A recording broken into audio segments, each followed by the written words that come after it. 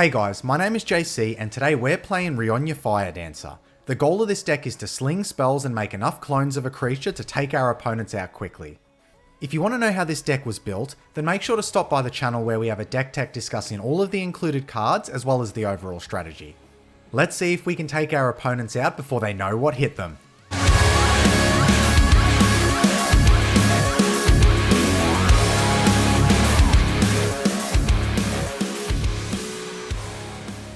Okay guys, let's see who we are playing today. We have got Dina Soulsteeper, we have Isshin Two Heavens as one, and we have Mathis Fiendseeker. Okay, now looking at our hand, it's pretty good. We've got 3 lands, we've got turn 2 Ramping Arcane Signet, we have some card draw. Professional Facebreaker is one of the best cards we can curve into, and an extra combat spell. It doesn't get much better than that, so we'll keep. Isshin starts us off by playing a tapped land for turn, and that's it for them. Mathis plays a land, and they also end the turn there. We draw a Calamity Bearer. Well, that's great. That's a finisher. So we'll just play our land for turn, and we'll pass it over. Dina plays a tapped land for turn, and that is it for them. Isshin plays a land, and now they cast a Rakdos Signet, and that is the turn for them. Mathis plays their land for turn, and now we see them also cast their own Rakdos Signet, and that's it for them. We draw into Poetic Ritual. Well, this is going to probably be quite the game for us. You really couldn't ask for much better draws and a starting hand than this. So let's play our land for turn, and we'll get down our Arcane Signet, and then we'll just pass it there.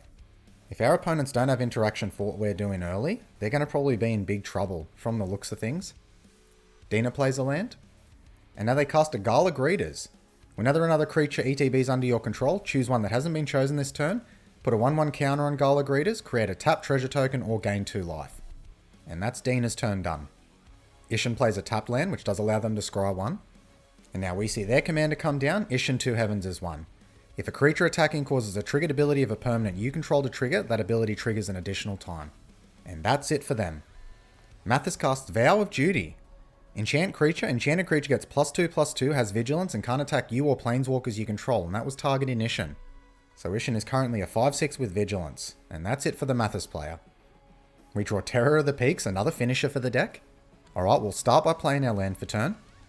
So I think trying to resolve Calamity Bearer here might put our opponents on too much of a high alert. Might make them a little bit afraid that if we get our commander down next turn that we could at least put a big amount of damage on at least one of our opponents. So I think we'll actually just get our Professional Facebreaker down here and then set up for the next turn. And then we'll just pass it over to our opponents.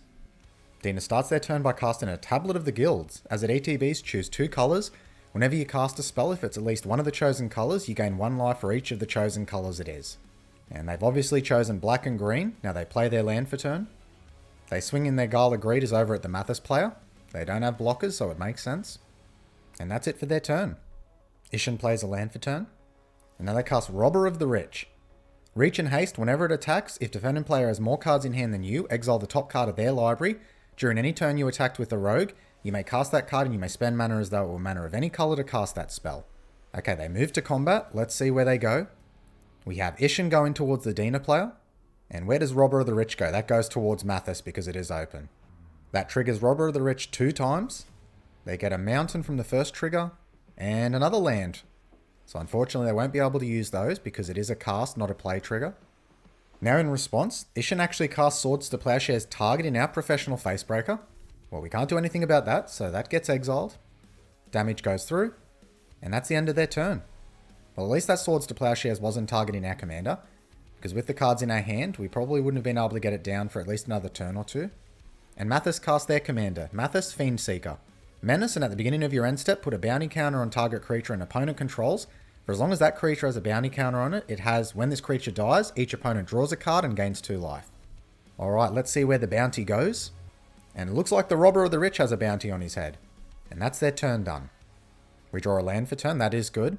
So we'll play that land. And I think now's the time to resolve our Calamity Bearer. Because out of Calamity Bearer and Terror of the Peaks is better.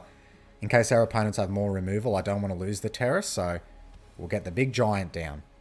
And that is us done. Dina plays a land for turn, and it is a high market, so they can sack a creature to gain a life. Now they cast their commander, Dina Soulsteeper, which triggers Tablet of the Guilds. Whenever you gain life, each opponent loses 1 life, and you can pay 1 generic and sack another creature. Dina Soulsteeper gets +X +0 until end of turn, where X is the sacrifice creature's power. That triggers their Gala Greeters and they choose to create a tap treasure token. And that is the end of their turn. Ishan plays a land. Now they just move straight to combat. Ishan goes towards Dina once again. And so does Robber of the Rich. Robber of the Rich triggers 2 times. Let's see what they hit. Hopefully it's a little better for them. And we actually had the Ishan player scoop there. I'm not too sure what happened. I'll check chat quickly. So now we move straight to the Mathis player's turn and they cast Ghostly Prison. Creatures can't attack you unless their controller pays 2. Isn't good for us. We don't typically like to pay costs like that. We just want to go straight to combat and hit hard. Now on the end step, Mathis triggers. And they put the bounty counter on Gala Greeters. And that's their turn done. We draw Thrill of Possibility. Okay, so I think we just start our turn by casting Poetic Ritual. Now we'll cast Rionya. Then we'll move to combat. Rionya triggers. That's going to make us 2 giants. Then we will send all 3 towards Dina. If we can take them out of the game as quickly as possible, then we only have to focus on Mathis. Gala Greeters blocks our original Calamity Bearer. And it looks like that's it. They're taking the rest. And they decide to sack their Gala Greeter. So now we're going to draw a card and gain 2 life as well as Mathis. We draw a lot up the stage. That's actually perfect post-combat. That also triggers Dina. When they gain life, each opponent loses a life. But I don't think they did the math on that because that takes them out at -10. So that is 1 player down and 1 to go. Alright, so post-combat, we'll use the lot up the stage just because we'd like to hit a land drop. So we hit Tectonic Giant and Nykthos. We'll play the Nykthos for turn. Unfortunately, we could have killed our opponent here had not the Ghostly Prison come down. Could have exiled some cards and gotten extra combat, but let's see how we go. So we will just pass the turn there. Mathis plays a land for turn. And they cast a Vow of Malice targeting our Calamity Bearer. Enchant creature, it gets +2/+2, has Intimidate, and can't attack you or planeswalkers you control. And then they also cast Swiftfoot Boots. Now on the end step, Mathis triggers. They're going to put the bounty counter on Rionya. And that's their turn done. Strike it rich. That's actually really good. Okay, well let's start by activating Nykthos. That adds 4 to our mana pool. Now we'll cast Strike it rich. That makes a treasure token, so it essentially pays for itself and gives us a Rionya trigger, or a Rionya count. Now we'll cast Thrill of Possibility. We'll discard our Seize the Spoils. That's a land and Solemn Simulacrum. We'll play the land. Now we'll move to combat. Rionya triggers. We make 3 Calamity Bearers. We'll send in 2 Calamity Bearers and we'll pay the tax. Mathis is going to block one of them.